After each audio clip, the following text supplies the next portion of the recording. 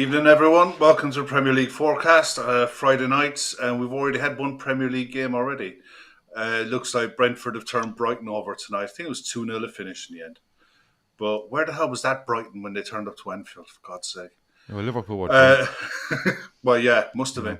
Well, we're joined tonight by Gav, Euan, and James. Got the names right. You've got the names right now, but I'll give it 5 You're minutes. Yeah, I'll give you 5 minutes and I'll definitely screw this up. Someone's definitely getting called Sam in the next 5 minutes. Or Bob, or Fred. I'm not confusing myself. I've wrote it down and I've wrote them down right. So you done that last time. You said to me after the last time.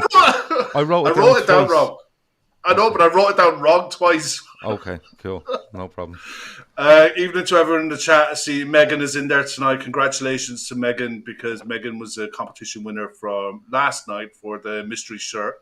So Megan's going to have to let us know what she actually gets in it, because some of this stuff in the mystery shirts, I've seen some mad kits going about in these, like Brazilian home kits, Australian League, Mexican League. The one we got, Shawnee, was I think it was from Argentina's second division, and it was basically a team named after an Irish guy that ended up in Argentina. Right. Crazy, like mad stuff.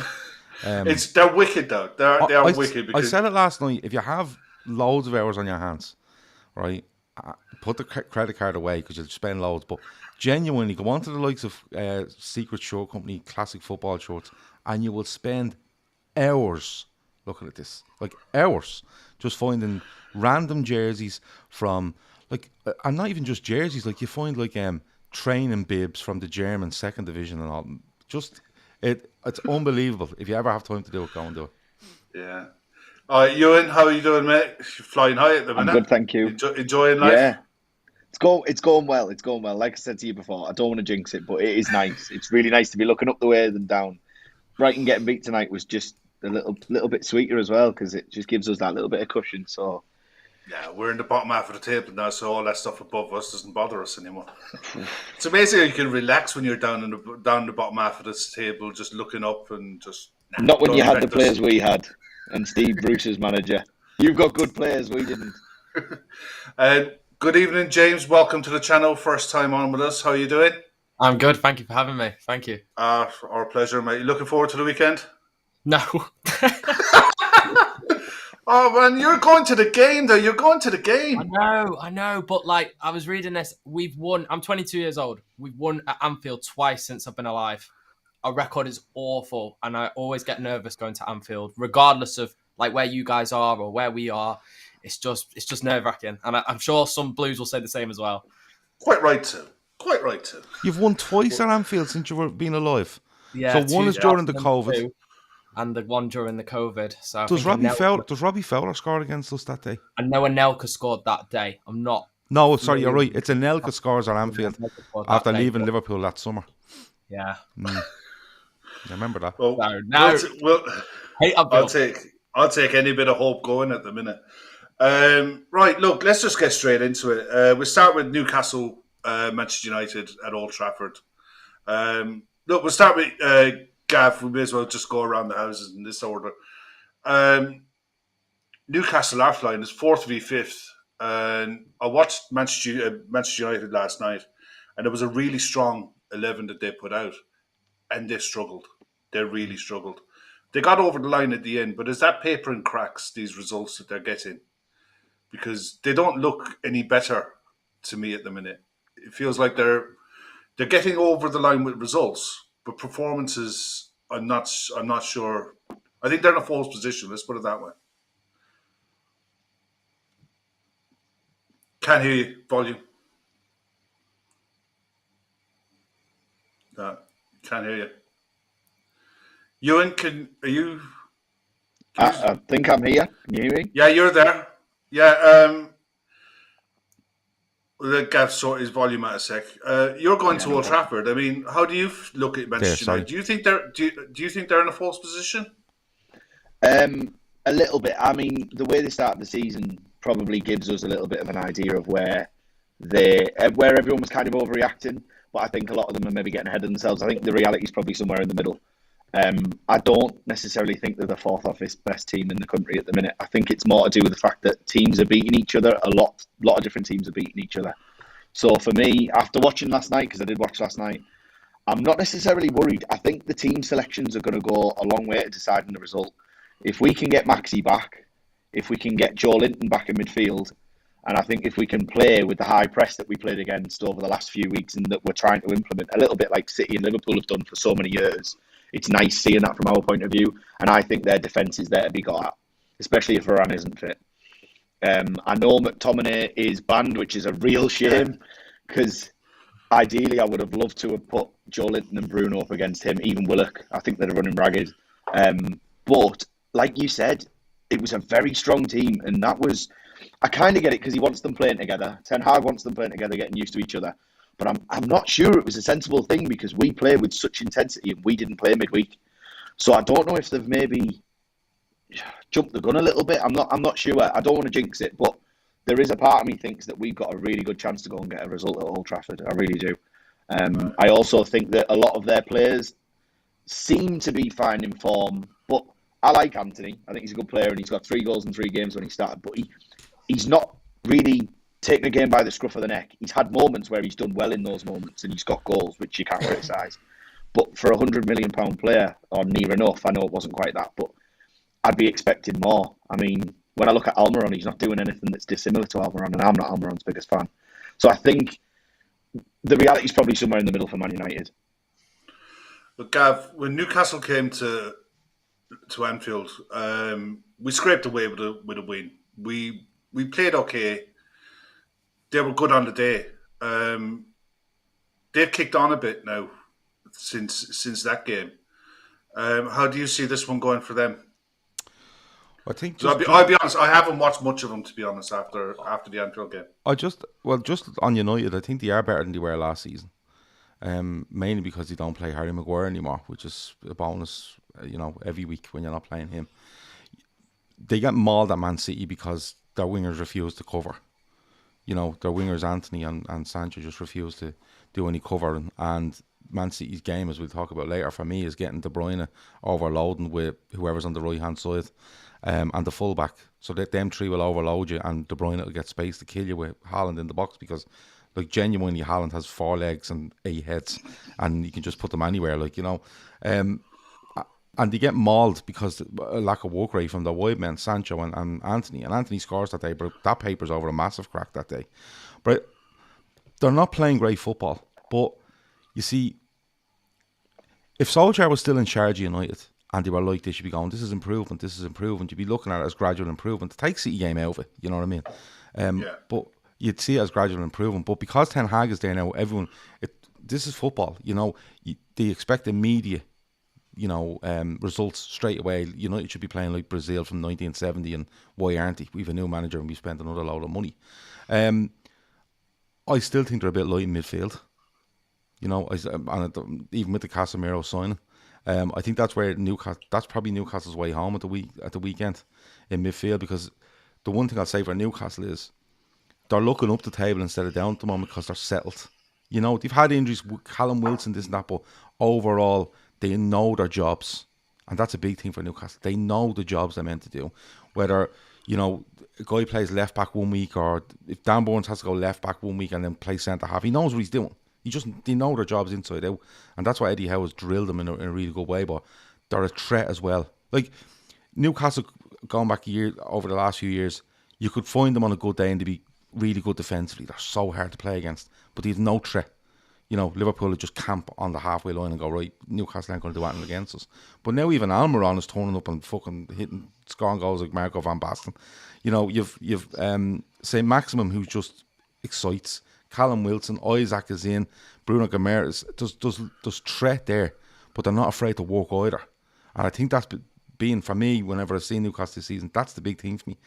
They work hard defensively and they're a threat going the other way. And they've managed to find, even when they have a player out here or there, they found a balance where they're not too defensive, so they can't score goals, and they're not too attacking that they get eaten alive at the other end. And I think they've a real chance going to Old Trafford, I'm being honest with you. Yeah, so do I. Euan, one quick one. Is Isaac available for the weekend?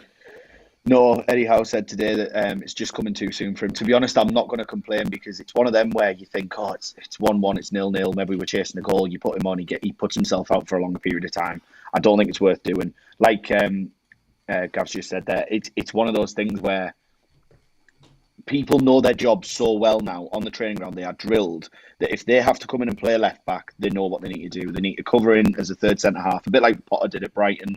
If you come in at left wing, you need to basically support Wilson when he runs the channels. If you play on the left hand side of a 3, if Maxi's playing, you've got to do the donkey work for Maxi on the left. It's like a really, really solid system now. It's not just, oh, you're playing there, off you go, like Bruce did.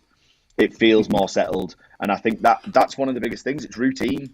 Footballers love routine. If you can guarantee that you're going to play a certain way every week and you're not going to change it and chop and change and different centre half partnerships and things like that, they will be happier for it, and we're definitely paying the dividends for it. So I'm delighted with how it is, and I do think that Isaac coming back is quite nice because when he does come back, he'll bed him in on the bench. He'll probably get some time coming off the bench, and Wilson's fit at the minute. We haven't got any need to rush him back, so plays into our hands really. James, Laszlo's put a comment there. 85 million for Anthony has been anonymous so far. Good player, but massively overpaid. You live in Manchester, so it's like, is it a case with Manchester United that you look at the squad, you look at the investment? What's the feeling from like people that are there, the United fans that you know? Are they content to give Ten Hag time? Are they expectant of, look, he's got to get top 4? What's the story there? They're massively overconfident, the United fans up here. They, speaking to a load of them before the derby, they thought they were going to batter us. They honestly thought they were going to beat us 4-0, ahead 5-1. Some are Ten Hag in, some are Ten Hag out already. It's really mixed, but there's massive overconfidence because you look at the squad on paper, it's a very, very good squad compared to the rest of the league. But there just seems to be something not right in the squad for them not to be getting the results, because you look at their first team on paper and it's just absolutely fantastic. But there's a lot of optimism up here with the United fans. But there's a lot of people saying, oh, I don't know, is Ten Hag the right man for the job? They're still all hung up on Fergie because they haven't really had a solid manager since then. The only one that you could say who's been solid since Fergie is Mourinho. But he was gone quite quick, and they've just gone through manager after manager after manager, and there seems to be not an improvement in the table. And their highest finish since Fergie left was actually under Ollie, which you wouldn't have expected. They came second. It's a bit of an interesting one. It depends who you speak to. Some will be happy, some will be not so confident. Yeah, I mean, James, this weekend, it is a huge game. Just the games that we've picked out for this weekend, they are huge games. You know, Manchester United, Newcastle. It for me, there's goals in this game. Oh yeah. But at the same time, it wouldn't surprise me if this was a dour 0-0 because of where they are in the table. It's a quarter way through the season. You know, how do you see this game playing out? I think this is a little bit of a 6-pointer. I know it's too early at the start of the season to call it a bit 6-pointer, but I'm sure you and if you agree, if Newcastle win this game, how massive that would be for you guys. It'd be absolutely huge. And I think it would change a lot of perspectives. I don't think it would. I think a lot of people kind of look down on us a little bit at the minute because, we spent money and there's absolutely no denying that. But I still think people see us as being kind of someone who's outside of that. If you look at Leicester and West Ham, they kind of broke it very slightly. I think we're in a better position to challenge more long term. So if we can do it earlier than planned, it gives us a platform where we're not building as gradually as we maybe hoped. I don't mind, but if we could finish in the top 7 and maybe finish 6th, that's huge for us. That is literally stuff we never dreamed of. So you're right. I think you're right. If we can get above Man United and give us that little bit of cushion, and obviously Liverpool is still below us. You've got Leicester who are down at the bottom of the table. West Ham are only just starting to hit form. We could really get a bit of a head start on them. And we don't have Europe like some of the other teams. So it could play in our hands. I think you're right. Gav, on that we found that it was a huge advantage, wasn't it? You know, no Europe. You had time on the training ground to work and to drill a young side and a new side. So, with that in mind, Newcastle really should be achieving Europe this season, shouldn't they? The no Europe thing, yeah, it depends where they probably sit. The World Cup is in a month's time, so everyone's going to have the down tools for 4 weeks or 5 weeks, or whatever it is. And it's going to be a very strange season because of that massive break in the middle of it. Like, it'll literally be like the start of the season again where, they'll take a few games to get going. And, that's what's going to happen. You just know that, like it wouldn't be beyond the realms of possibility where City come back and, win 2 of their first 4 instead of 4 of their first 4, and you're kind of going, ooh, but everyone's going to be like that. I don't think they probably should be looking at Europe, especially the way things are shaping up. Like, City will win the league. I don't think there's any doubt in that. Arsenal, unless they implode, I think you can put them in the top 4. I still think Liverpool will make top 4. I still think they will. And probably Spurs, I think that would be my 4 at the minute. But after that, Chelsea have hit a bit of form, but Chelsea are mad. Like, Chelsea could turn around.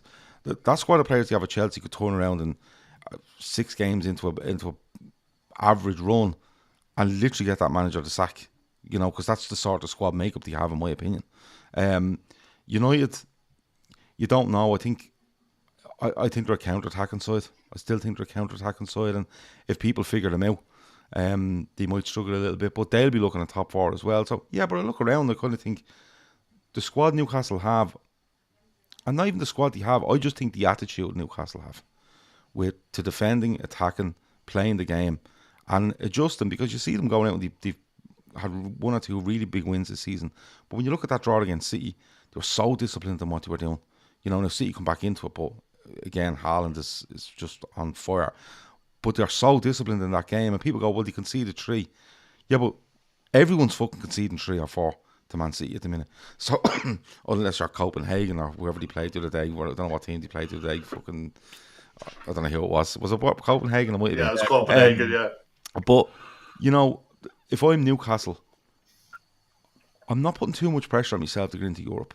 Like, you have to, when you look back at last season, you had a great second half of the season, but Newcastle were all over the fucking place in the first third of the season. All over the place. They had a big turnaround, but we've seen loads of teams have big turnarounds and go, aren't they great?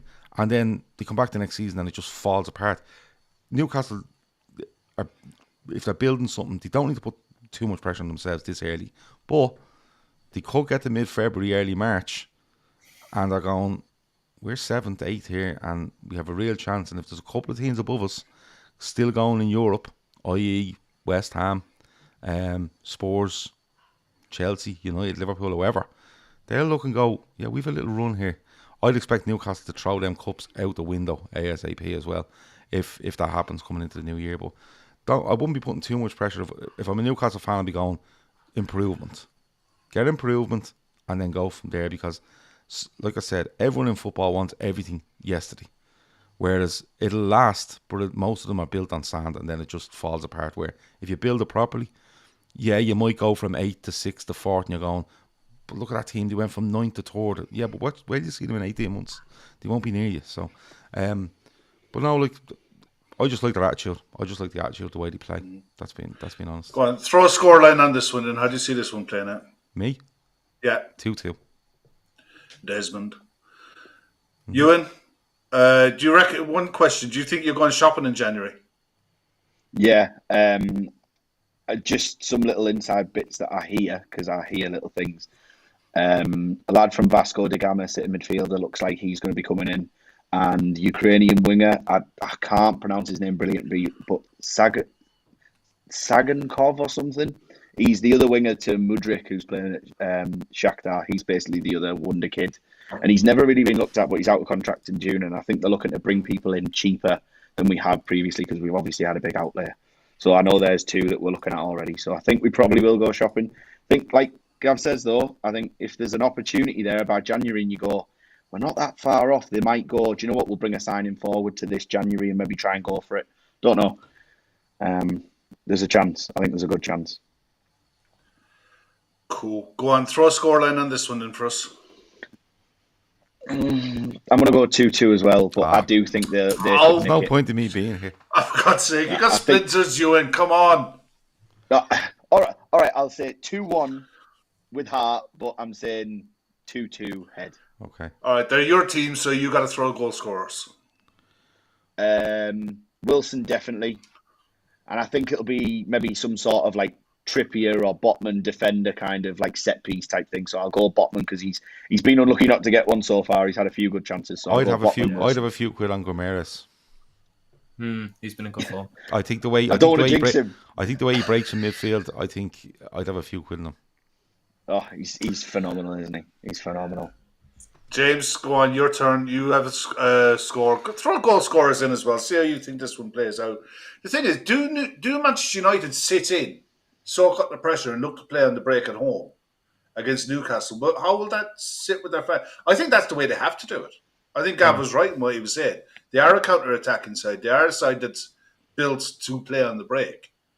It's just can they do that at home on a consistent basis? Will that be accepted if it doesn't work? Well, they're going to sit back. They're going to sit back. I think Newcastle are going to have more of the ball, personally. And I think United are just going to try and hit them with Anthony, Rashford, and Sancho. I can probably even see Martial playing, obviously, after he's in good form at the moment as well. So it's hard to call. Like you said, guys, there's either going to be no goals and it's going to finish 0-0, stalemate. Both teams cancel each other's out. United hit the post from about 6 yards out and Callum Wilson misses a penalty or something crazy like that. Or it's going to be 3-3. So I'm going to go, do you know what? I'm going 3-3. Why not? Let's have some goals. Nice one. Like that. 3-3. Seen a few 3-3. Love that. I absolutely love that. He can come back. He can. Absolutely. I've seen a few there. Laszlo's gone for 3-1, I think. 3-1 Newcastle. Megan went 3-2 Newcastle. Jonathan's gone. Newcastle roll over at Old Trafford. Always have 3-1 United. Interesting. It's going to be. I think it's going to be one of the games of the weekend because I think if Newcastle score first and force United to come out and play, it could be a great game. It really could. The worst thing that could possibly happen is United get an early goal and they camp on the box because as much as I'd like to see St. Maximin turning Dallow's blood inside out, I don't rate his end product. I really don't. I think he gets to a certain stage and sometimes it works, and when it works it's fantastic, but he's not consistent enough for me. He's a very good player on the eye when he's right, but hopefully he has one of those days and he's the headline maker in the weekend that everyone's talking about on Monday morning. It could be one of those that Newcastle go and win 4-1. Wouldn't surprise me in the slightest. Also wouldn't surprise me if Manchester United got a 1-0. It's one of those. I'm definitely looking forward to watching that one. Well, give us a score then. I go with Newcastle. I think Newcastle will win it comfortable. I think 4-1. I genuinely do. I think. Off. No, I think Newcastle will win it handy. I think they'll Ewan's score head's first. going to fall off here. No, but I think my hat almost blew off there. If Newcastle score first, they'll draw United out, and they'll just play in behind. You've got the likes of Bruno Guimaraes who can pick passes. You've got Trippier who can pick passes from deep. You've got pace up front. Almiron has found a new lease of life. He's turned into the £20 million player that they thought they were signing. And Callum Wilson is eyeing up an England spot. You know, if he can stay fit and right, he's going to want to be in that England squad in a month's time. So I think everything, and the way United were the other night, how strong they were and how toothless they were. Who played in midfield for them the other night? Casemiro and Bruno. It was as full strength they could have gone. And Newcastle. If I'm Newcastle, I'm hoping Casemiro and Eriksen start there as the two sitting midfielders because that's where Gomeres will run. Casemiro's brilliant as a defensive midfielder, but I don't know if he can hold that midfield together all on his own. That'd be just me. Especially not that. And physically as well, if we've got Willock and Joe Linton, Willock is one of the quickest players I've seen as a midfielder, central midfielder, and Joe Linton's just you've seen him. He's an animal. He's an absolute animal. So if he's up for it, they're not going to be able to handle. What time is this game on? Right. It's 2:00. 2:00. 2:00 on Sunday.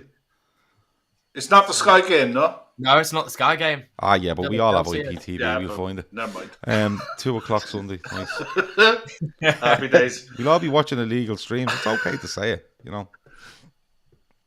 No, I think it's going to be a crazy one. I definitely think it's one of the ones you go out of your way to watch that.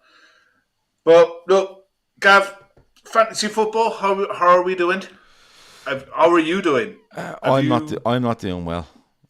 Yeah, I keep forgetting I've about it. I keep doing this, and I'm actually mad at myself for forgetting it.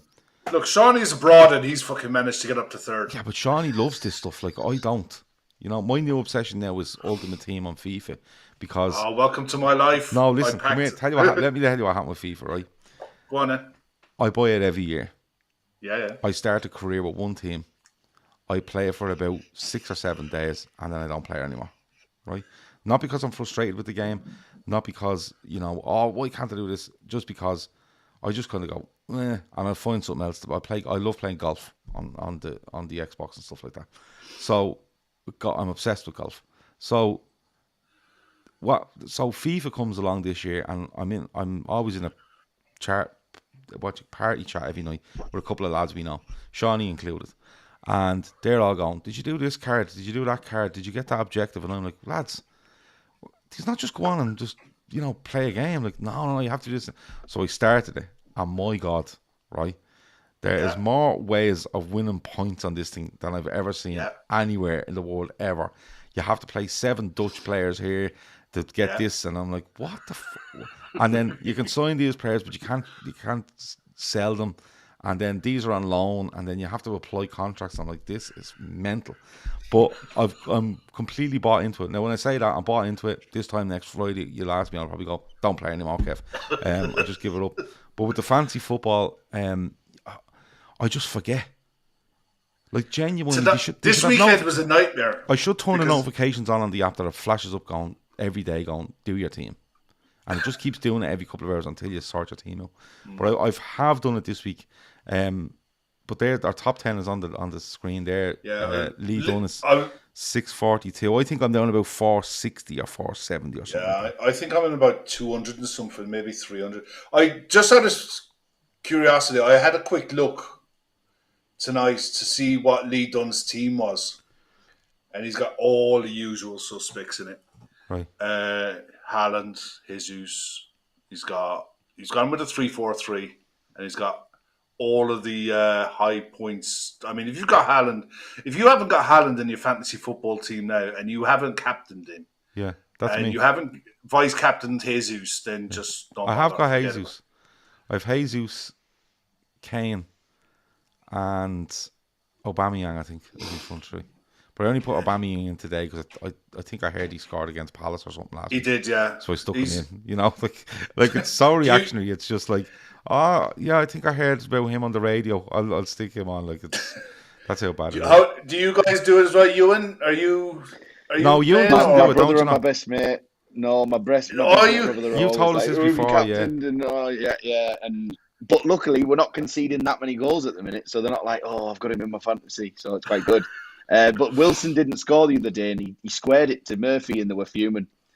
They were absolutely fuming. So they were like, "Oh, he hasn't scored." I'm like, "Got an assist, yeah, but yeah." So get all of that. But I love Ultimate Team. I'm a big Ultimate Team fan. Fan. Oh yes. I mean, I can see it behind your head there. Yeah, I can see. I was looking. What's the foot card you've got on the back of that? That's his own one. It's me. Oh, that is your own one, is it? What you got? 99. Oh, get stuffed. I like the French. They are pretty good, to be honest. They are good. Well, look, for my sins on Ultimate Team tonight, I packed Erling Haaland. I sold him. I sold him within about 5 minutes because I've already got Mbappe and Benzema. Oh my! What? Jesus! I packed Mbappe first owner from the advanced SBCs. I don't know what any of this means. Like people say SBCs to me, and I'm like, I don't know. Just look at our faces at the bottom. Squad building challenges. Okay, I haven't got on to them yet. I'm literally on I think it's like squad battle or something like that. Like, stop going into it because there's too many letters and there's too much stuff going on. I did get Rodri in a pack last night. I know that. Yeah. Because do you know what? All these symbols keep going. Star 5 and 6. I'm like, what? I'm gonna send you some videos from some guys on YouTube on how to build a club. Oh no, I'm not interested. What happens is I'm gonna do this one thing where I have 7 Dutch players in it, right? And then as soon as I do it, the lads are gonna go, "Are you doing the Portuguese one?" I'm gonna go, "No." I'll tell you what I'm gonna do. I'm just gonna buy the players I want to play. I'm gonna put them on my team, and if I have to go out and play friendlies for the rest of my life, I think that's what I'll do because I just can't get it. But lead on 6-4-2, 6-4-2. Shawnee Lawson, our own Shawnee Lawson 6-3-3, 6-3-3. There's a lot of names in there that are in there that I don't recognise from the chat. Liam Cotter, is a name I do recognise. They're probably not in the chat. He probably just follows on Twitter. Yeah, just follow us on Twitter and join that way. But look, there's prizes to be had, isn't there? Yeah, 250 for the winner. There's 150 for second, 100 for third. And 100 for third. Yeah, but so we didn't release that. We didn't release that until we were about 10 games in because we didn't want people just jumping in. Megan got Allison in a pack the other day over the win. I'll tell you what, Alison Becker in this year's is quality. No, come here. Listen. Alison as a man that quality. knows fuck all about FIFA, right? Fuck all, right? There's this thing on FIFA where you play, you can do co-op where you both play and get the objectives, whatever the fuck. For both your teams. So I hadn't got enough players to do this Dutch thing. So my mate said, here, jump in and play with me and you'll get the objectives built up through my team. And he had this guy in goal and I think he's Argentinian playing in the Dutch league. I think his name is Benitez actually. Yeah, Benitez, yeah. Well, he was in the French league last year. He's an absolute cat in goal. You want to see him? He saves he's the best goalkeeper I've ever seen in FIFA. I think he was in Nice last year. He was. Yeah, well, I think he was in Nice last year. He's easily the best goalkeeper in the world for me.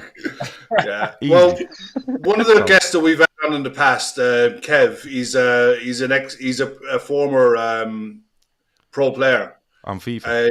He's done the circuit a few times playing as a pro, and so he's back streaming on Twitch. And some of the stuff that he's been telling me about the game and the mechanics of the game, it's crazy this year. I mean, the thing is, you don't have to spend a penny. That's the beauty of it, and that's the challenge. You will next year because FIFA will be gone. Yeah. It'll be EA football next year, and it'll cost you £8 to press the start button at the start of the game. That's the way it's going to go. But let's get back to the real stuff. Leeds v Arsenal. In fairness, it's one of those games that, if you think about it, Leeds Arsenal, for people of a certain vintage, this is a massive, massive game. And for Arsenal, they need to keep this momentum going. You know, Gav, you look at Leeds, are they in trouble again? No.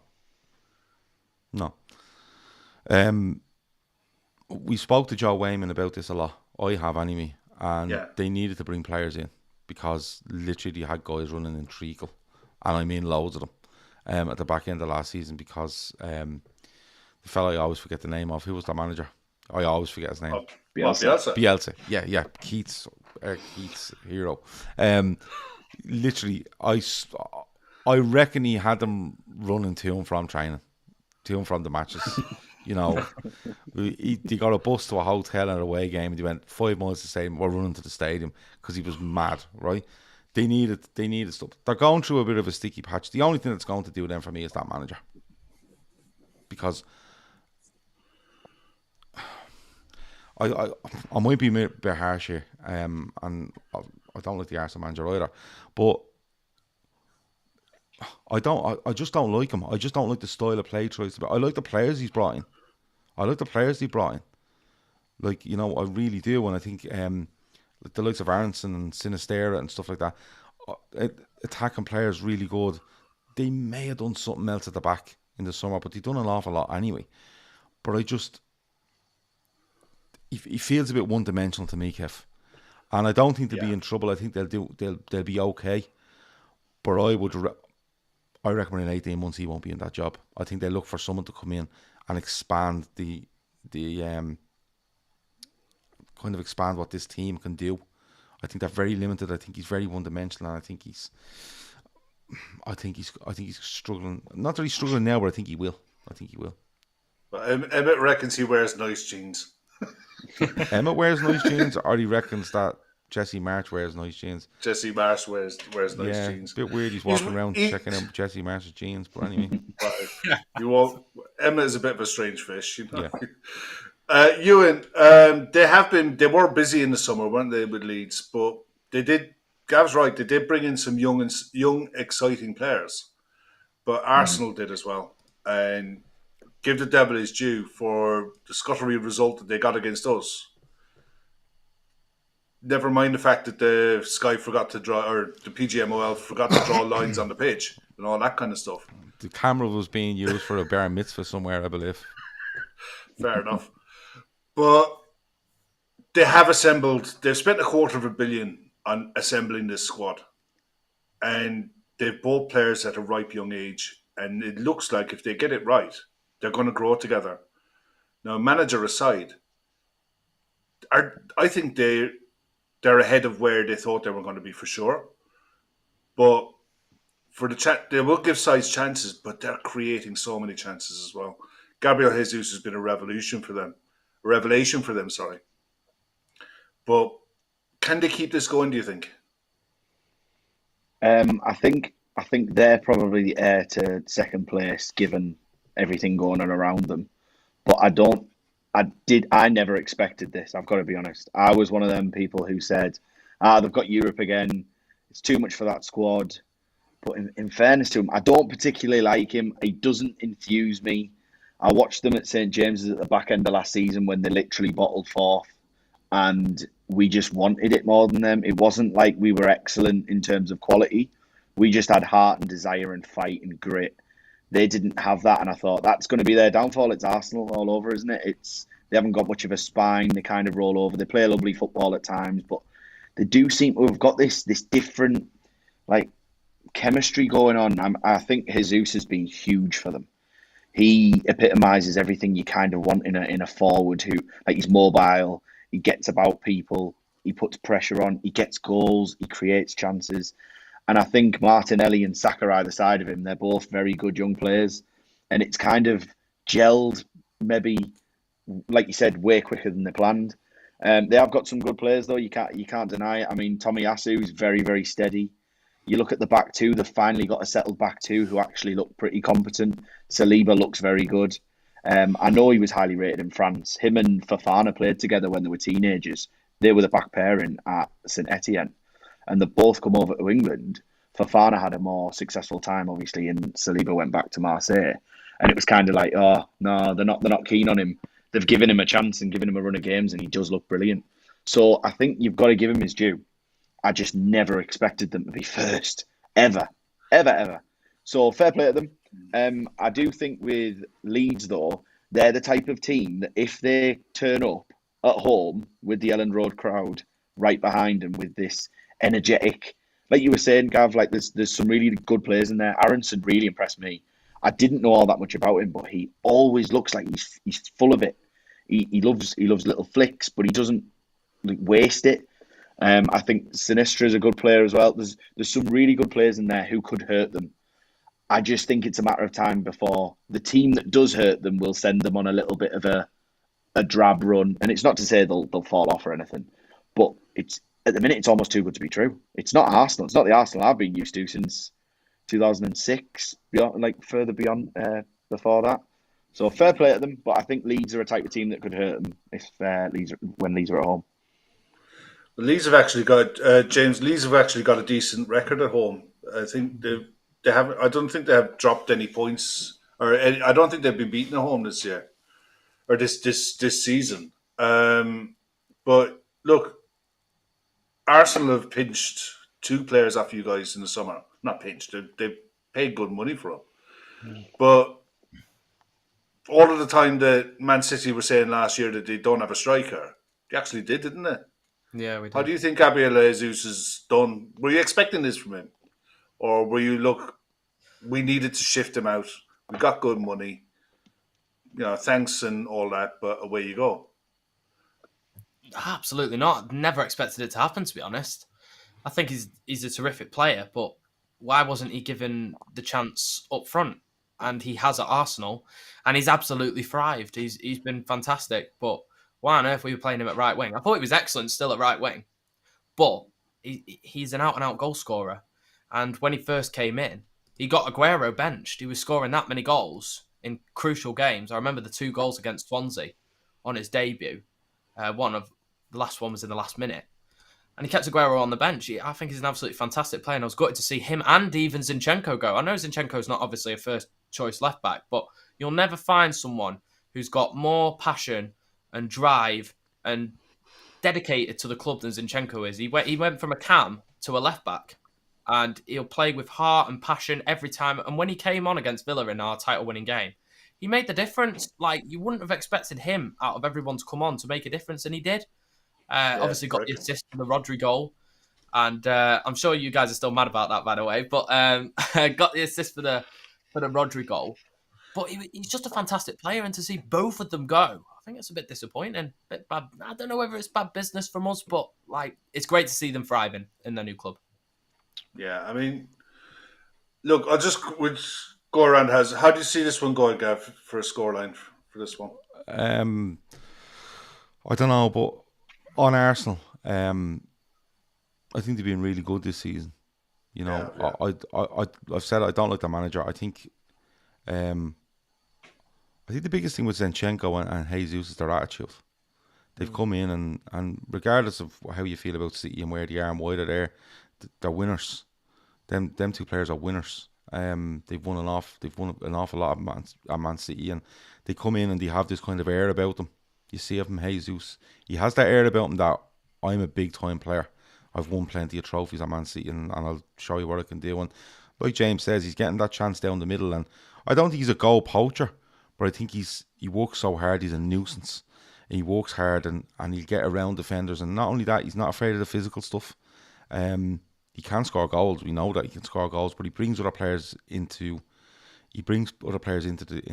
play. Plus, he can be a little bit unselfish at times, where he'll make runs to take people away and stuff like that. And that's from being at City, because City do it all the time. Little, decoy runs to get in behind, and you'll see forwards coming out to the edge of the box, and they've no interest in getting the ball. It's just about getting in behind fullbacks. And Zinchenko he's gone through an awful lot, hasn't he, in fairness to him? Yeah. But Arsenal are very like City in how they set up and how they attack. Yeah, but especially with the way Zinchenko tucks in as a fullback. Yeah, but when you look at it, it's very City-like. When you look at it, like Zinchenko comes in, and Zinchenko's coming in, and he's so assured on the ball. He's not afraid to go forward. He's a very good defender. He's just a really, really good fullback. Arsenal have done really well. The only worry for Arsenal is the depth of their squad. And they've had one big away game this season, and they've lost it. I think they're lucky to come away from the game. I think they deserve the 3 points against Liverpool, but on another day they could have easily lost it. Their centre halves have been good, but I think they can be exposed at times. Their midfield is good, but again, I think you can get at them. And their front line, if you can just stop Saka from coming inside, you're good. For me, he needs to get more on his right foot. But other than that, he's been really, really good. People always think I just have a go at Arsenal. I like Arsenal as a football club. I always have. But I just think their squad, if they lose a couple of players, 2 or 3 players for a month, they might struggle. Because you look at Emile Smith-Rowe, who was raved about at the start of last season, and I don't even know if he plays for Arsenal anymore. You know what I mean? You don't see him anymore. He's out until... He's been out, and he was back, and maybe he's gone out again. But it's just when you look beyond Arsenal's first 11, like I see Arsenal worried that Partey might make it this weekend. We might have to play Conga in there, and they're having a breakdown. You know what I mean? I think they've started the season really, really well. But they're not going near City for me. They could. Anything is possible in football, but I've said it before. If Liverpool don't put up the City, no one else does in this league. That's just my opinion. And I think once we get to an even amount of games, and City are ahead of Arsenal, it's over. It's over, because City will put the foot down and put 10 in a row in there. and they could play Arsenal in those 10 and beat them twice, and it's over for me. This one though, I think Arsenal win comfortable. I think it's another Arsenal win.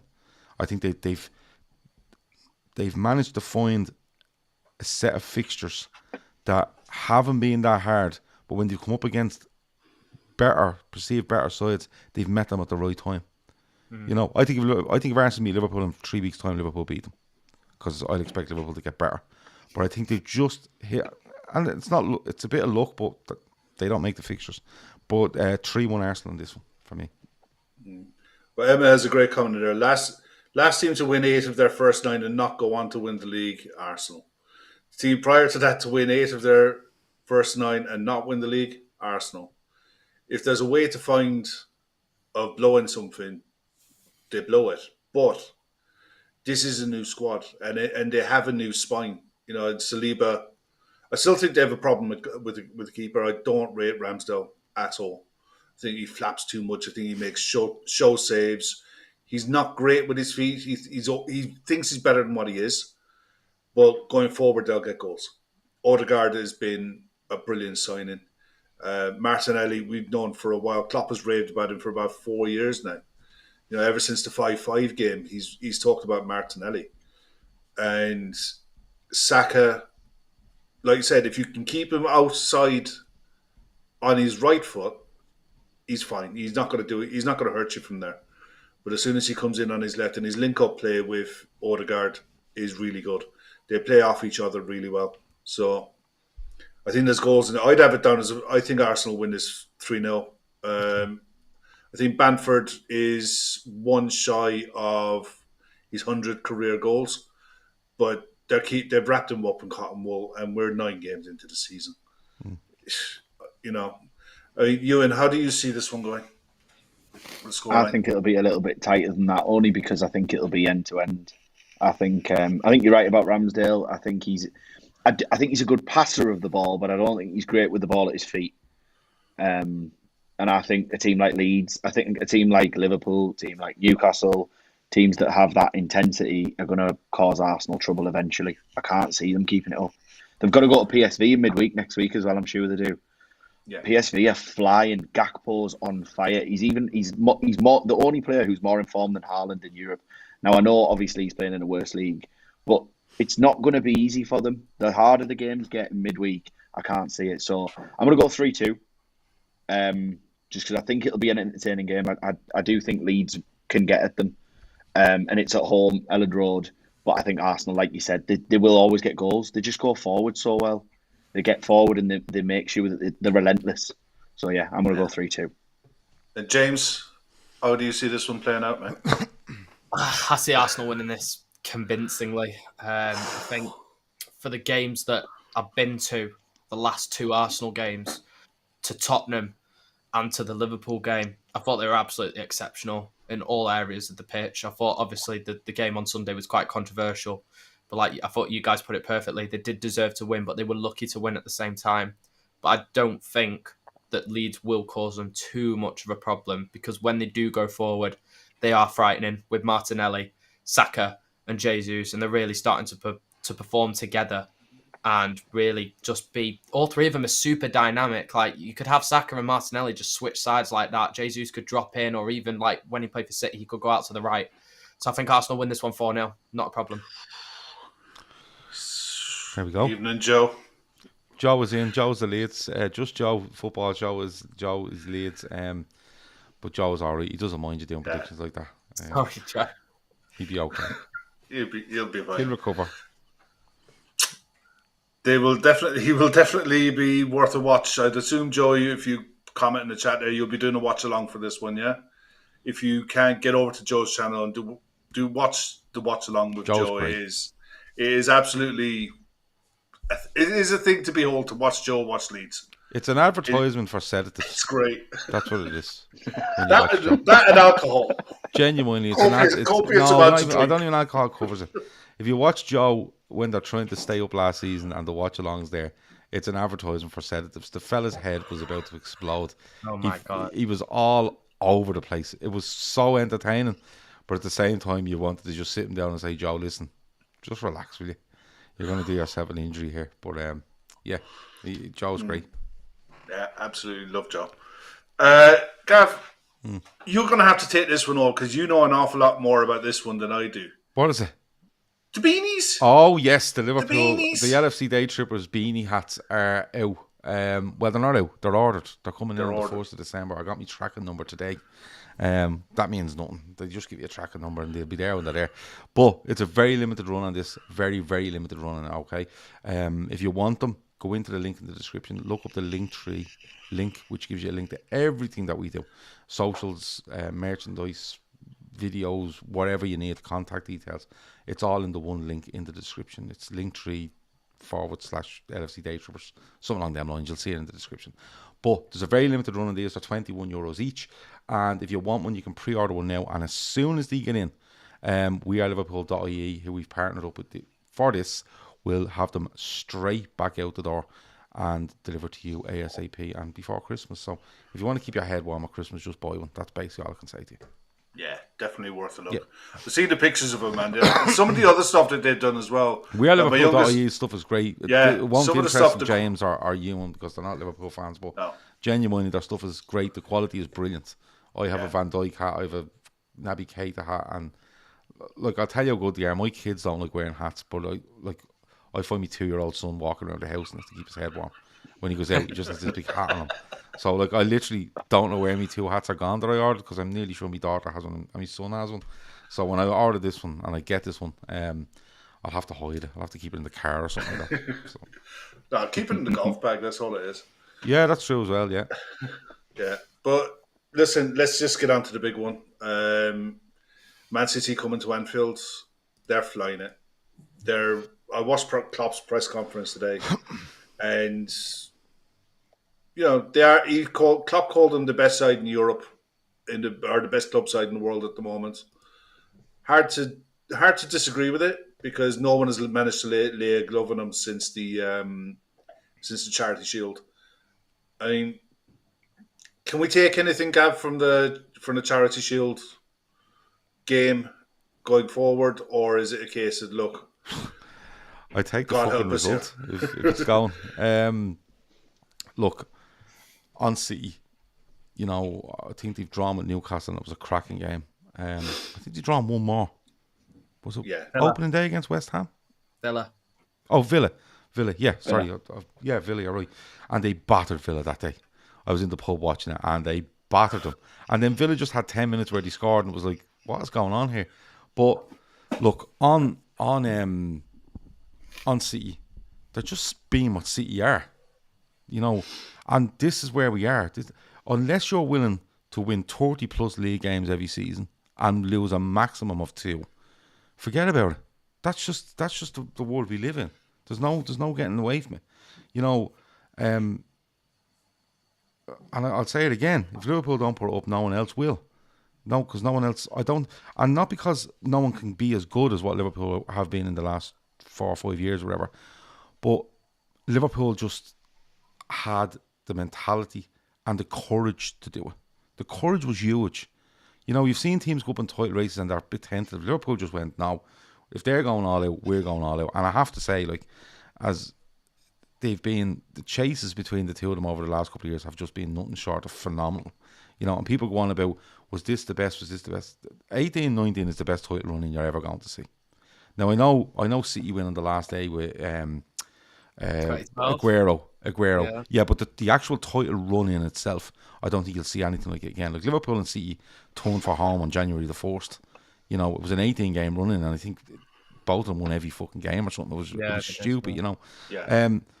But that's just where City are, and that's where they'll continuously be, and it's up to people to match that.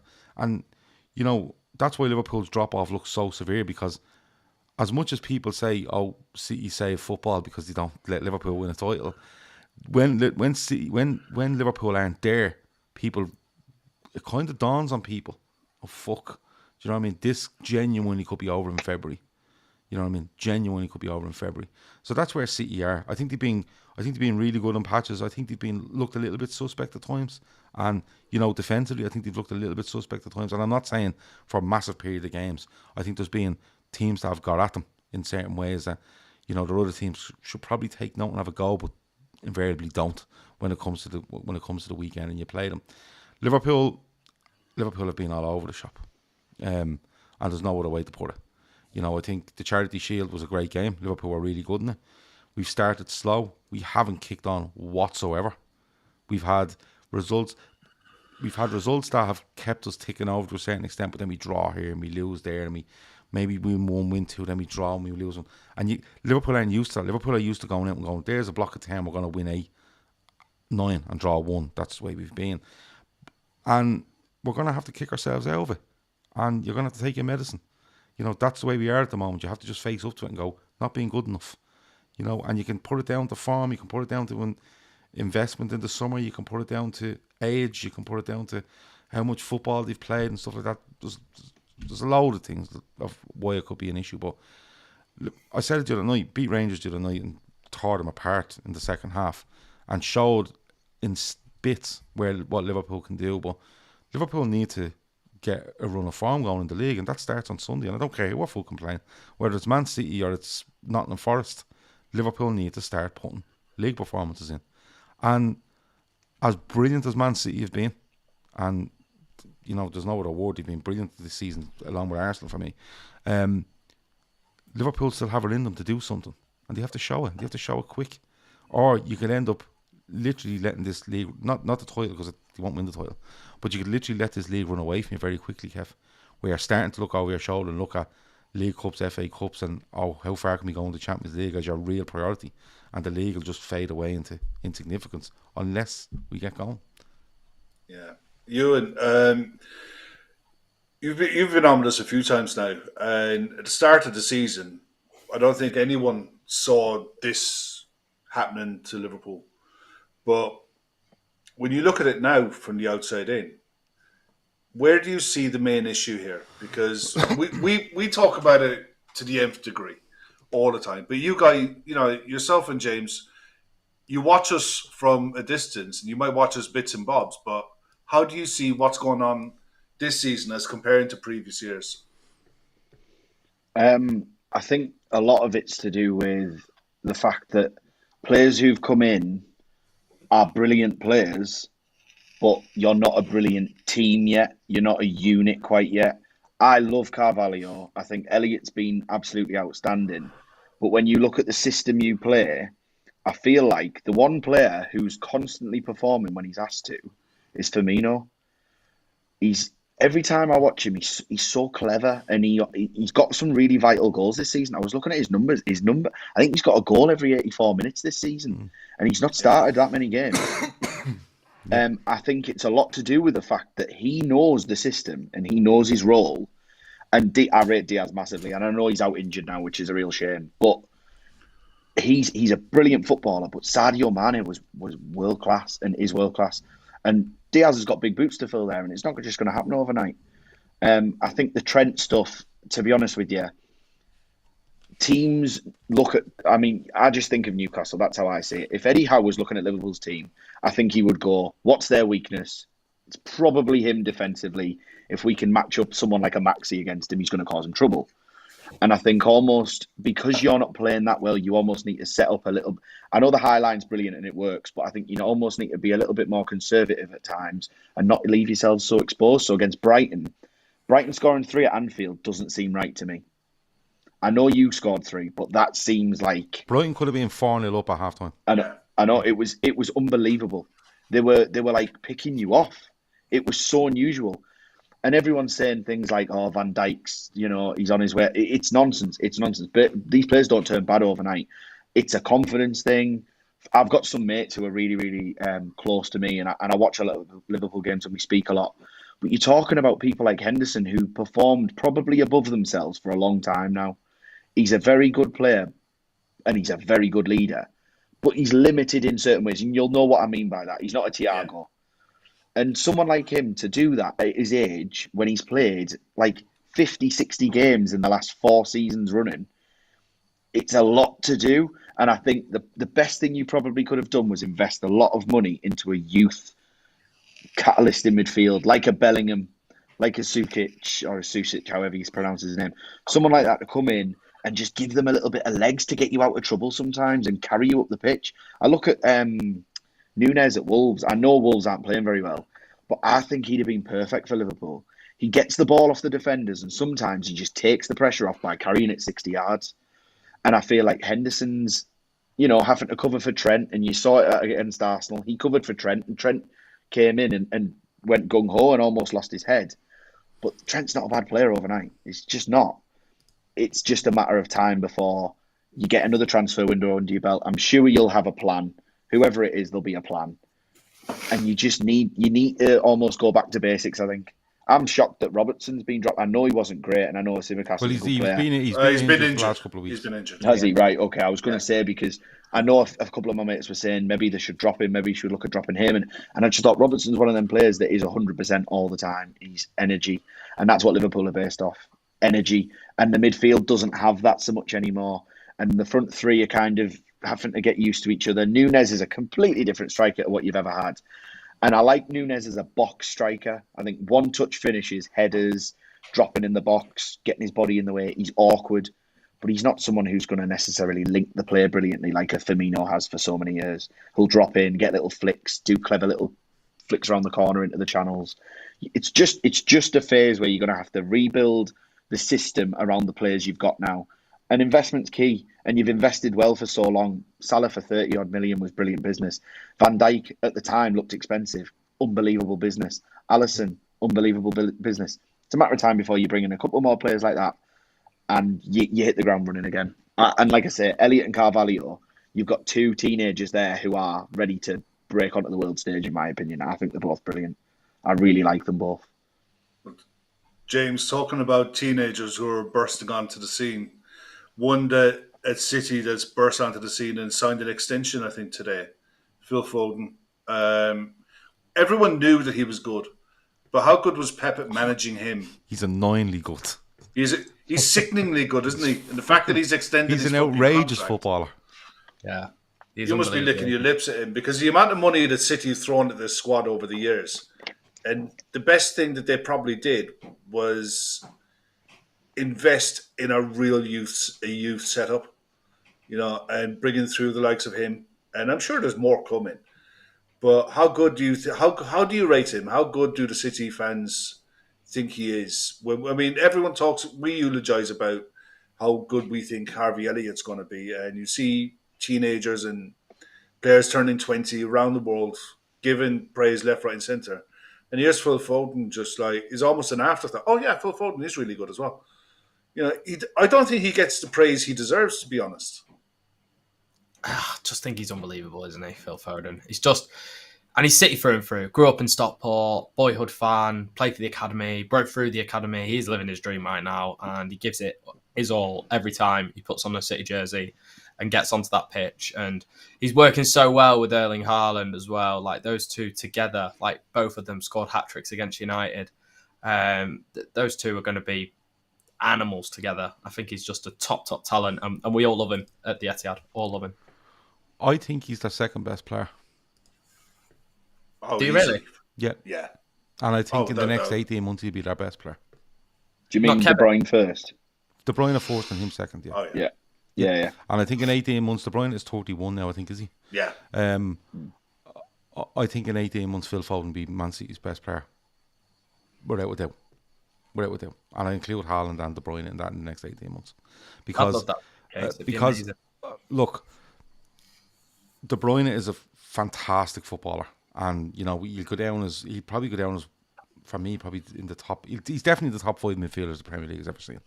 And it all depends what style you like. Because I think Keane, Vieira, Gerrard are all up there. Lampard will be up there. Don't mind Paul Scholes, he's a fucking myth. And Kev De Bruyne, all right? But Foden, for me, when I see Foden in a lineup for City, I never know where he's going to play. Yeah.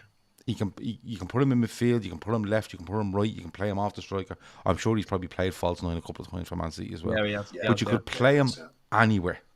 And he's just, because he thinks so quickly. His football brain is ridiculous. He's good off both feet.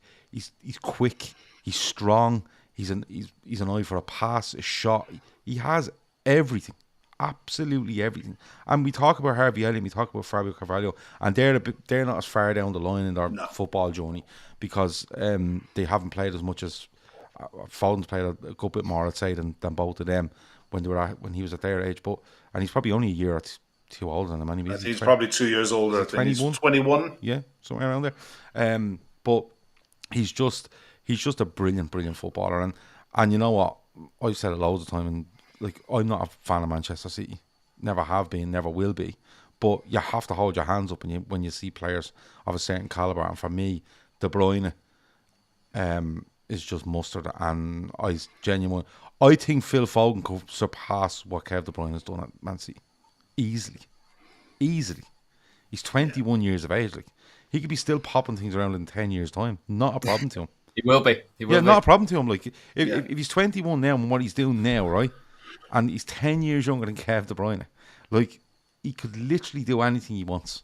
The only thing he could look at some stage of his career is, would he move away from Man City? Would he try going to Barcelona, Real Madrid, something like that? But I don't think, the way City are at the moment, I don't think he has to. He's everything that he needs with regards to challenging for different things and trophies and stuff like that. I just think he's fucking brilliant.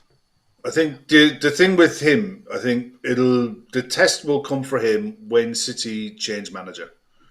When they bring in someone else to see how he adapts to someone else and someone else's style. But you should be adapting to him. Yeah, 100%. But it depends on which way City go with what managers they decide to bring in and the ownership. We don't know. I hope it's Steve Bruce as well. Fucking right. Followed by Big Sam. I think Big Sam would shore up that defence, no bother at all. Imagine Big Sam telling Phil Foden what to do. It'd be fucking great, wouldn't it? Wouldn't it? He'd keep us up. Steve Bruce reading his detective novel, so all the lads would be fucking amazing. But Euan, what can you say about this City side? I mean, I don't think this squad is that deep. That's the thing. I think they've had deeper squads. I think this squad is got absolute quality all the way through. Akanji, for me, 15 million quid. What a signing. You know, he'll probably line up at right back this weekend. You know, he can play centre back. I thought he was really good. He's a really good footballer at Dortmund. I couldn't believe that Dortmund sold him for 15 million quid. I don't know whether it was a case that there was a contract thing with him, that he only have a year left or something. It had to be so much stupid, because it just goes, they're getting clever in how they sign. I mean, they're clever off the pitch, but they're clever in how they're doing business in signing players that they need. I think they've got 19, what you call 19 senior players, and the rest you've got as a couple of young kids coming through. But how do they not run away with this league this year? I think they will. I can't see it. I think it's foregone. I know they're not top of the league, but I just think that's through us turning up on the day and giving them a really good game at St James's with everyone behind us, and Maxi having an absolute stormer. And obviously, like you said, they battered Villa for 80 minutes, and then 10 minutes they had a bit of a spell, and all of a sudden got a draw out of it. But going back to the squad thing, that's really interesting you said that, because I said the same thing at the Community Shield. I looked at the squads and I was blown away by Liverpool's depth. Your depth was insane. And you had a lot of players injured. I remember you had like 4 or 5 main players injured. And City, I think, only had one out. It might have been Laporte. I'm not sure. Yeah, I think so, and their squad, is that who it was? Yeah. So your squad compared to their squad was so much stronger on paper in terms of senior pros, but the difference is they seem to rotate it really well. You wouldn't necessarily know who played last week because they all just seem to chip in. It's like, did he play that week or the week before? Did Mahrez come in? Did he get an assist, a goal? And then they play in Europe and they all seem to get a turn there. And Cole Palmer comes in and does a great job in Europe. And you've just got this conveyor belt of like, right, you're coming out for 60 minutes. You'll come on for the last 30. It's really well set up. And I've seen a few comments down the side there. And I agree with Klopp making sure that he tries to do the same thing with Elliott as Pep has done with Foden. Because if you can bed him in a similar way, I genuinely believe him and Foden are the two England star boys for the next 10 years. So it's about how they manage people, and you've got to remember as well, they play a possession-based style, so they're not necessarily going to pick up muscular injuries. They're always retaining possession. They're not chasing the ball down necessarily. So if they do get an injury, they've probably got someone who can fill in. They had Zinchenko, who played probably everywhere across the pitch at one point. He did, yeah. So he was playing centre midfield, he was playing as a left wing back, he was playing left back, he was playing right wing. They've got players who can adapt, and it probably seems like they're not getting weaker. It's just they're almost playing this Dutch 90s style where they can all play in different positions and do it probably equally as well. Fernandinho dropping in at centre half at times in the past. I know he's not there now, but they just seem to learn really well. So their fitness is key, and also how they embed this style. And I think that's where Liverpool have been in terms of they were able to interchange Jota and take out Mane and take out Salah and put in Firmino. But because of the personnel change, it's been different. So that's why I believe that they are just so successful. They've just got 18, 19 players who are just brilliant at what they do. I have a theory on this. We always talk about Pep overthinking things at times, and he's genuinely overthinks things. Absolutely. Where he goes in and he decides that he's putting Raheem Sterling at right back because no one's ever seen that. And that's the reason why we lost the European Cup final. Yeah, like he overthinks things, right? And I think he might have seen something in his squad where it was getting a little bit restless because he probably had too many players he was trying to keep happy. And I think what he's done, I think this season, it's all on this season for him. I genuinely believe that. Has he signed his contract extension at Man City? He signed one a year or two ago. He signed a recent one. So he has probably 2 years left on the deal. 2 years left, I think, yeah. I think it's all on him. I think he's putting everything into this year's basket. And the reason I think that is because, yeah, you're probably looking to go, he has 19. But I think he has a 19 that he can really keep happy.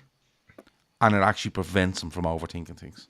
Because I think if you give him 22 players or 23 players, you might get a bit of an advantage where you say, I have 23 players that are fucking brilliant and they only have 19. But then you're trying to use the 23 rather than using 19 and calling on 4 if you need them. And that's where I think he's changed. I genuinely think he's looked at it and think, I have these 19. If I keep them fit, I can rotate them and everyone will be happy. And I'm absolutely comfortable with the quality that I have in all of them. But also in his own head stops him from overthinking these things. Because I think if Man City, which I think they will, get to a semi-final of the European Cup this year, they won't fail. Because if you watch against Real Madrid, right, they're winning and then they put... Does Fernandinho went up a right back at one stage? And he gets done by... Yeah, man, Vinicius. Yeah, he started at right back because Stones got... and then Stones had to come on because Vinny just tore him up. Yeah, exactly. Vinicius pulled them apart. And then even when you go to the Bernabeu, right, he overthinks that a little bit as well. And he ends up getting done. So I think it's a mixture of both. I think it's keeping the squad happy because in 19 he probably feels he can do that. But having 19 prevents him from fucking things about. And that's where I think that might make the difference from this season. I've just looked at sorry to interrupt. I've just looked at who they let go, and arguably they didn't necessarily place a lot of these players. So Ferran Torres went in January. You had Fernandinho left on a free. Gabriel Jesus obviously left. Sterling left, and Zinchenko left. There's 5 senior players. And really, it was Haaland and Calvin Phillips. And Julian Alvarez. And Alvarez. But Alvarez is so young that he's not going to need to play every week. He's not going to be banging on the door in the same way someone like Sterling or Jesus was. So I think you're right. It's about he's done quite well to pick players who he knows he can keep happy. I think you've nailed it there. Yeah, it's a good shout, that. James, you guys must be confident coming to Anfield. You have to be, because of not just the form that we're in, but the form that you uses in. You know, and in Haaland, is he the best 9 in the world at the moment? Yes. Yeah, right now, yeah. You have to define it. No, I think I'll tell you why you have to define it. Yeah, if you want your 9 to play football and link stuff, no, he's not. If you want your number 9 just to score goals, yes, he is. Because Erling Haaland's not interested in playing football. And Manchester City are not interested in playing football or Erling Haaland. All they're interested in is putting the ball in the box and making him put away the chances that they've missed over the past couple of seasons that have cost them in big games. And that's exactly what he's doing. That's what he's there for, and that's exactly what he's doing. So if you define it, I don't know, but scoring goals, absolutely, yes. I was going to say, James, that was his game to a point, wasn't it? And then you saw last week where he provides assists, he gets out wide, he puts balls into the box for others as well. I mean, I think what Gav is saying is fair. He's a penalty box striker. Oh, yeah. But I think he's capable of more, isn't he? Of course, yeah. He does a lot more than that, obviously. He assisted Foden in the derby. He keeps dropping deep and setting these counter-attacks on. Obviously, he assisted Foden twice in the derby, one in the second half, and the brilliant counter-attack in the first half, which he started. If he was like, obviously, he wanted to just get his head down and run at Martinez and probably tear it into the net, get his first half hat-trick, but he squared the ball over and, like I said before, starting to form a little bit of a partnership there. But in terms of out-and-out goal scoring, yeah, right now, he's the best. Yeah, I agree. But he is turning into a bit of a more dynamic player than he was at Dortmund, rather than Dortmund could get away with Marco Reus holding it in midfield, out to Sancho, through the middle, and there's Haaland to go in on goal. We don't really play like that. We play possession, break it down to the wingers, full-backs overlapping, crosses into the box, lots of nice little neaty footwork. And he wasn't playing that at Dortmund. It was more counter-attacking direct. So I think he has changed in terms of his ability. Because remember, he drew a blank in the Community Shield against you guys, and he didn't look himself. But he's got into the City rhythm a bit more after the Crystal Palace hat-trick, I think. Yeah, listen, it might be a progression thing where they're saying, listen, for the moment, you just stay up there and score goals. We could integrate you a bit more, maybe so.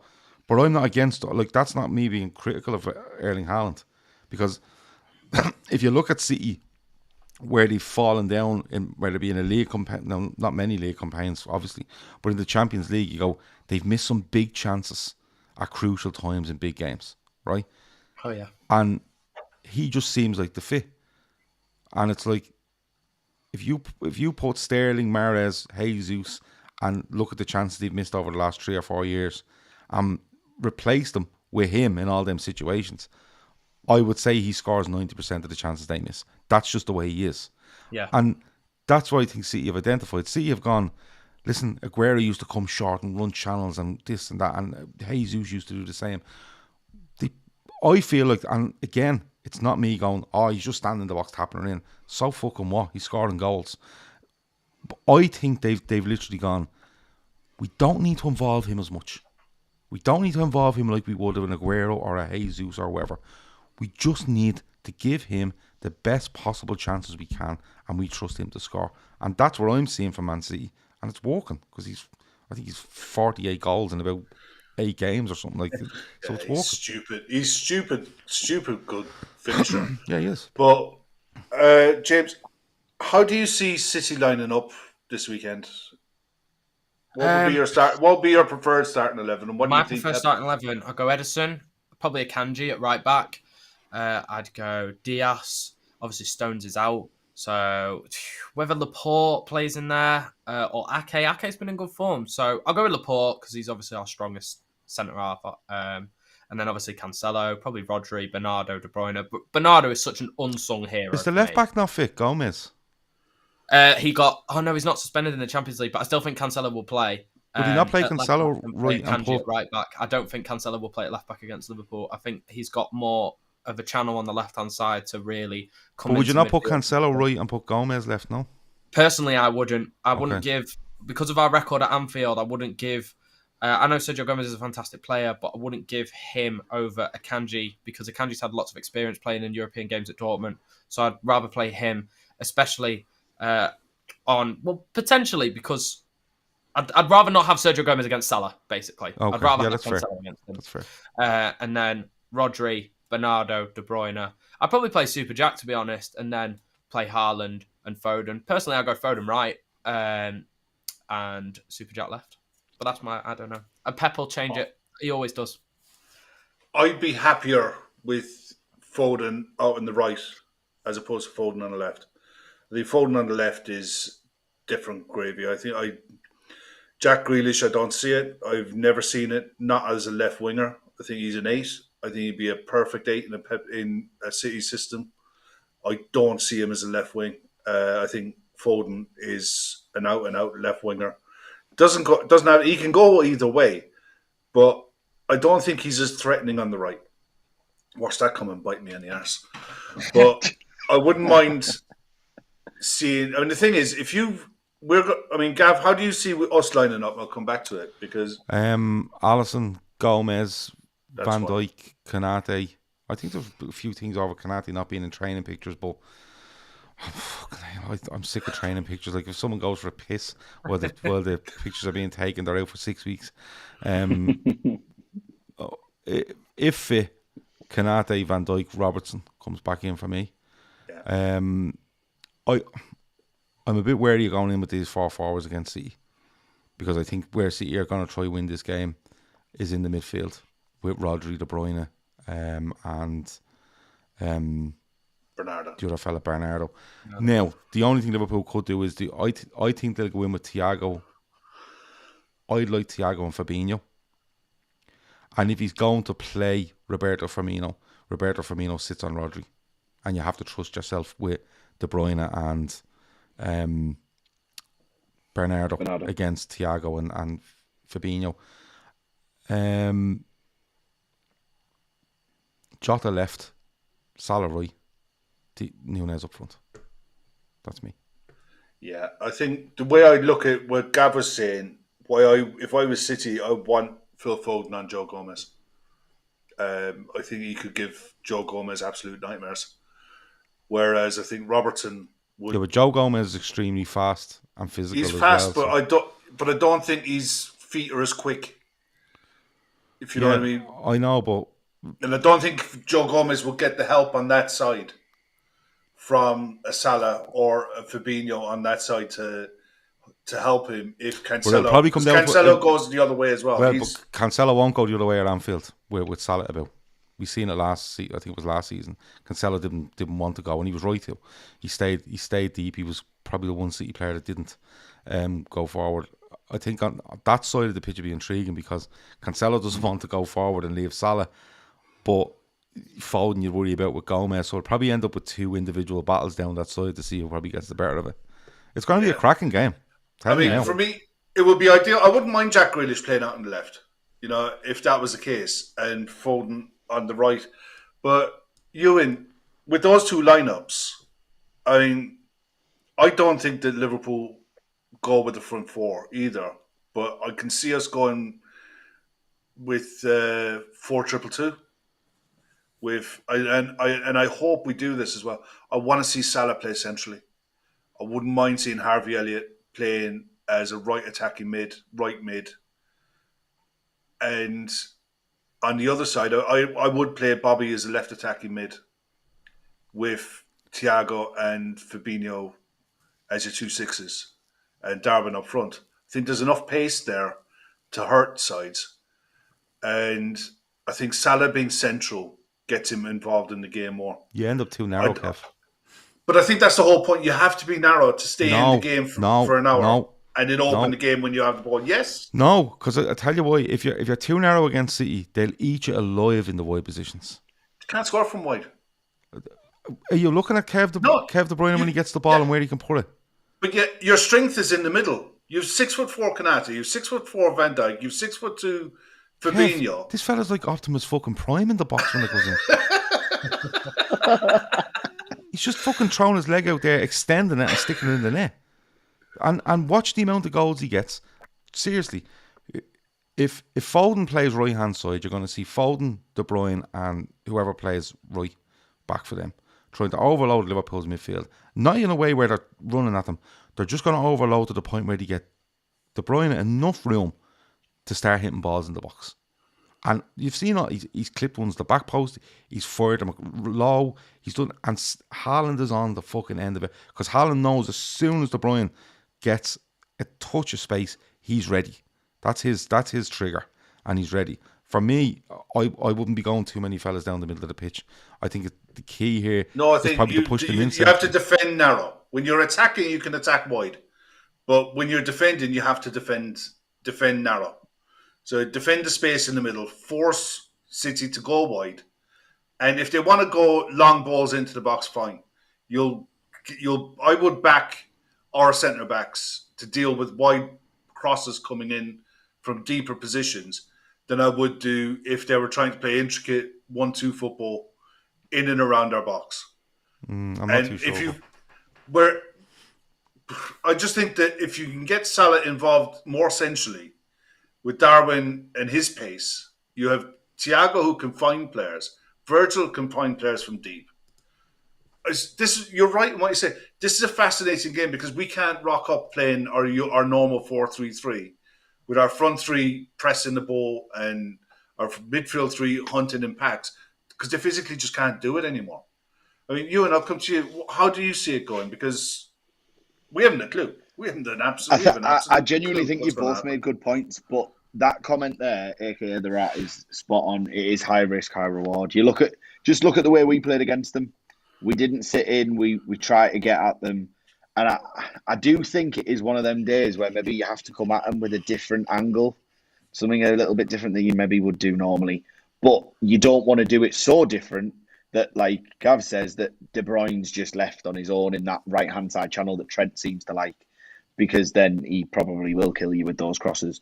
I personally think that it's a matter of, it's back to the Kevin Keegan days. It's like, we've got to score more than you.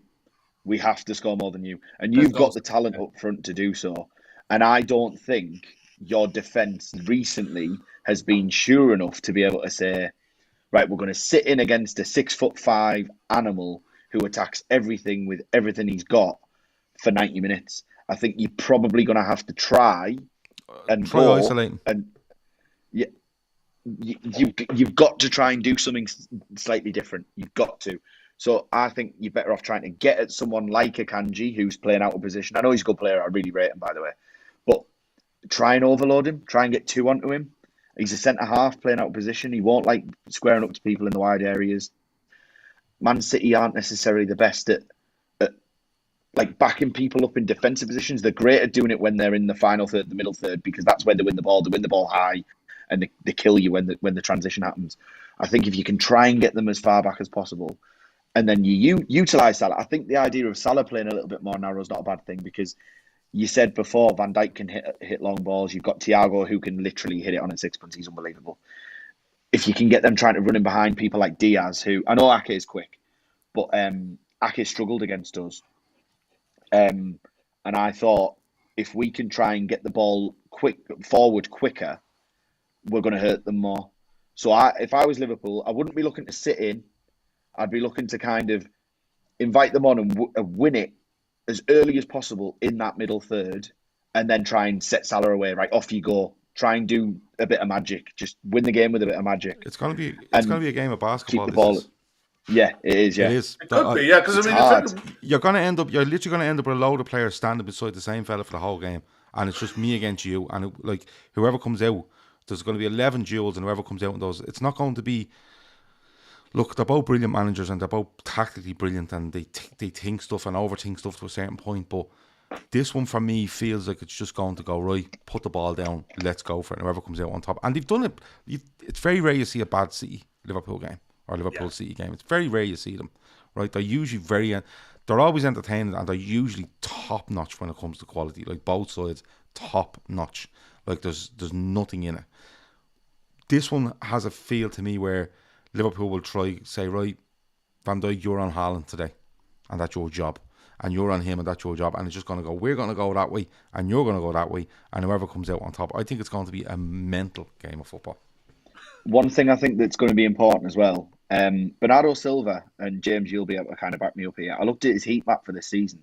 He's actually sitting much deeper than any of the other midfielders. He's not a sitting midfielder, but he goes and gets it off the back four, and he goes and carries it. Now, Firmino is the perfect number 9. I say number 9 in inverted commas, who can drop in and win the ball because he's so good defensively for a forward. If you can get someone like him to get tight to someone like Bernardo's brilliant, by the way. It's not going to be an easy job. I'm saying it as if it's just like, oh yeah, just go and stand on him. Just go and nick it off your man there, you'd be grand. Exactly, yeah. But if you can get tight to him and try and isolate him and cut his passing lanes and reduce his options, he's probably the one who starts the attacks most. I was shocked at how deep he was sitting. He's sitting further than Rodri. Rodri's playing as almost like and 8, and Bernardo's the 6. But the difference is Bernardo gets it, plays the fullback, plays it to Cancelo, and then works his way up the pitch and almost like a little metronome, working his way up and down. Rodri's more like the holder at the base of the midfield. So if you can try and stop Bernardo going and doing that job because he's brilliant, you might have a chance as well. It's so hard. I can't wait. I'm really looking forward to it. I'm just glad I don't have a dog in the fight. But James, you're going to the game, aren't you? So you must be well looking forward to this one. No, I'm nervous. Like, I don't like it. I'll take a draw. I will, honestly. I'd be happy if we got a point because, like, last season, again, we were supposed to be in the better form. Mane scored against the run of play. Arguably, we could have had a penalty in the first half. Milner could have got sent off, but it's could have, would have, should have. Mane put the chance away, managed to get ourselves level, and then, oh my God, what a goal from Salah that was. And then we managed to get level again. Bit of fortune with the deflection. But I think a lot of us Blues will take a draw at Anfield. It won't be just me. Crikey. Gav, do you think this is a bit of a free hit for us? No. We have to get something here, yeah? No. I fucking hate the word free hit, the 2 words free hit. I hate it. There's no free hits in football. None. Unless you've won the title and you're drunk, there's no free hits in football. Like, we can't turn around and go, bit of a free hit tomorrow or Sunday, and if we get beaten, sure. We get beaten tomorrow, we're on 10 points after fucking 10 games. This isn't a free hit. Liverpool need to go out and win the game on Sunday. And people will laugh at that and go, have you seen us play? Yeah, I have, yeah. And I've seen us play for 3 and 4 years before that. And people probably rightly point out, well, we're not what we used to be. Fine. Liverpool need to go out and win a game of football on Sunday. No free hits, no excuses. If you get beaten by the better team, fine. But do not go out there on Sunday and, do what you've done away at Manchester United or, just Liverpool have to win the game. But I think it'll be a 3-3 draw, personally. That's what Stop taking my scorelines, Gary. That's what I have it down for. First, Kev. I have a 3-3 there. Oh, what do you think, Euan? The same thing. The same thing. Yeah, but Gav's got to give us scorers. Go on, Gav. 3-3 draw. Salah gets one, Nunez gets one, and Jota gets one. Jota's due. Yeah, I think Jota's a great player. He's a nice little player, isn't he? But I think he just needs one to go in off his arse or something just to get him going again. Because he's fine. His all-around play has been fine. He's just get him in front of goal. His confidence just shot away. Even the chance that Harvey got at the end of the Rangers game, he has to score that. You know what I mean? So maybe it's a case that it's the one thing I think that playing against City, you will get chances in behind. You will get space in behind. As long as we can win the ball in the right areas, you can attack City, and they will give you space to attack them. And I think this season more than most, they just look different. And I think they're still settling into how they want to end up, towards March, April time. So, I mean, you're going 3-3. You're gone 3-3 as well? Yeah, I think James? 3-3. Sorry, you. Go ahead, sorry. No, go on. No, sorry. I wasn't going to add anything significatory. I can't call it personally. I just can't. I think it'll just be... No, you have to. That's the You have to. No, you have to. These are the rules. You've got to put a score line in. 2-2, Salah. And then, Fabinho's going to bang one in from 30 yards out like he always does. And then I think Haaland's going to score 2. Why not? Okay, fair enough. It'll be a belter. Just saying, game at Anfield should ever be a free hit, by the way. No game at Anfield. If it was at the Etihad, I'd understand it a bit more. It's one thing that I've seen it being banded around online, and I'm seeing it being banded around elsewhere that we've got nothing to lose. And it's like, hang on, we're in the bottom half of the table. You can slip out of... I don't think... We're 6 points off the top 4. Yeah, you can win it. You can win a title late on. You can lose a title early in the season. And look, we're out of the title race for sure. No, but you can. I disagree with that. I'm sorry. I don't think you're out of the title race based on World Cup being in the winter. Like you guys said, you come back and be a completely different team. maybe the title race is looking a long shot, but you guys can quite easily put 10, 12 wins together. So Yeah. I'm not declaring Liverpool out of the Oh, title no, race. no. What I'm saying is, I personally think we are.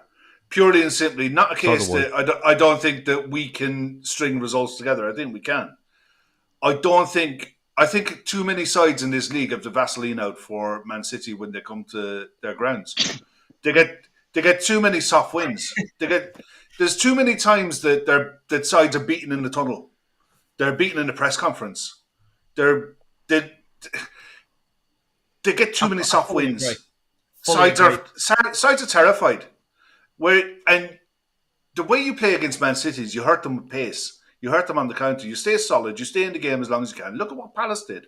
Palace made it, almost an annual feat for them. That you play on the break and you will get chances. Too many sides pull up the drawbridge and they're terrified, and they play with fear.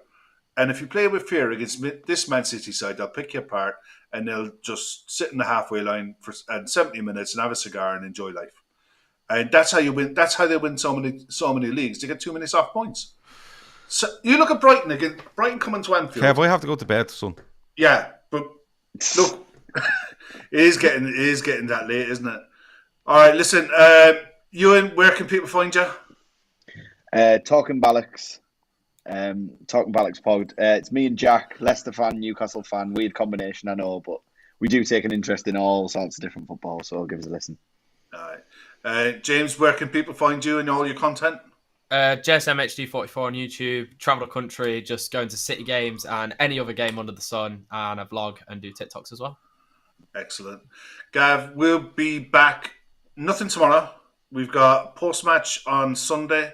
Yeah, we've 2 shows Sunday. Fatback 4 Sunday night, late. Mm-hmm. Yep. 10 p.m. normal slot. And then usual. back to the normal grind next week, yeah. Yeah.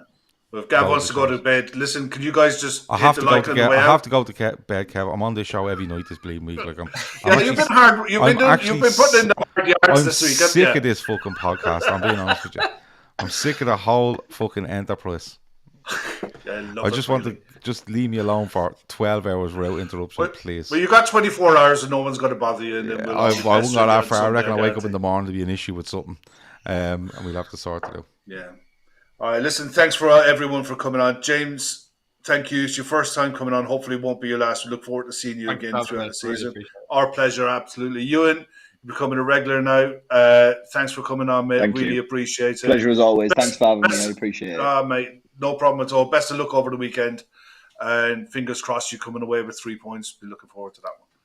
All right. Thanks very much. And good night to everyone in the chat. Thanks for all your comments. See you soon. Cheers, lads.